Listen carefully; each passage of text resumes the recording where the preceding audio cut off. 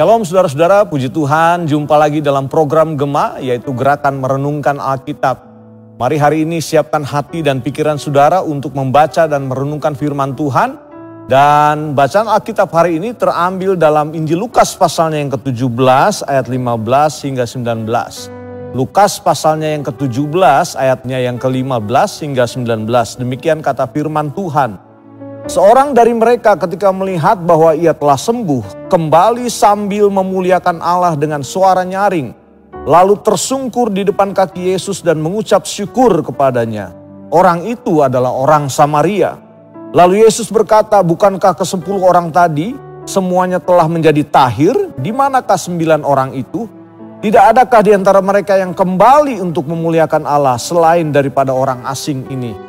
Lalu ia berkata kepada orang itu, berdirilah dan pergilah, imanmu telah menyelamatkan engkau. Saudara-saudara, bacaan yang baru saja kita baca adalah sebuah peristiwa di mana Tuhan Yesus menyembuhkan ke-10 orang kusta.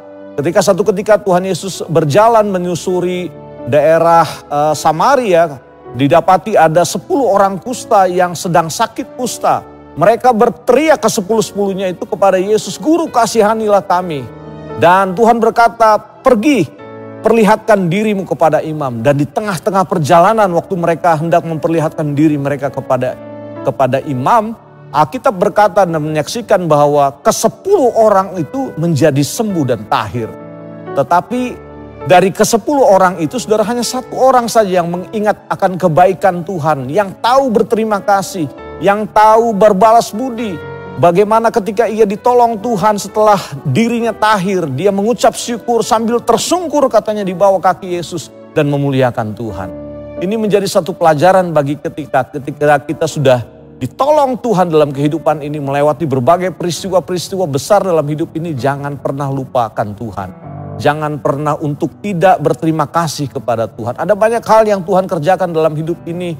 Kadang-kadang kita harus meneteskan air mata, bukan saudara? Ketika kita mengalami hal-hal yang begitu rupa, jangan pernah lupakan Tuhan di setiap kehidupan kita. Ini yang Tuhan mau seberangkan pesan ini buat hidup kita masing-masing. Jadilah orang-orang yang tahu berterima kasih. Jadilah orang-orang yang tahu mengucap syukur kepada Tuhan di segala situasi. Maka saya percaya hidup kita akan selalu memuliakan Tuhan. Pastikan saudara dan saya menjadi orang-orang yang tahu berterima kasih.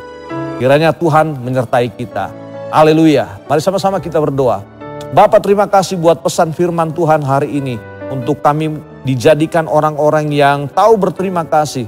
Ada begitu banyak peristiwa yang terjadi dalam hidup ini Tuhan, yang seringkali membuat kami harus merasakan berat bebannya hidup. Tetapi biarlah dalam setiap keadaan ketika Tuhan menolong kami, ajar kami untuk menjadi orang-orang yang tahu berterima kasih dan mengucap syukur kepada Tuhan dalam segala hal. Dan itulah yang dikehendaki Tuhan dalam hidup ini. Terima kasih Bapa, berikan kami kemampuan untuk melakukan apa yang firman-Mu katakan. Terpujilah nama-Mu dalam nama Yesus. Haleluya. Amin. Selamat berakhir pekan. Tuhan memberkati kita semua.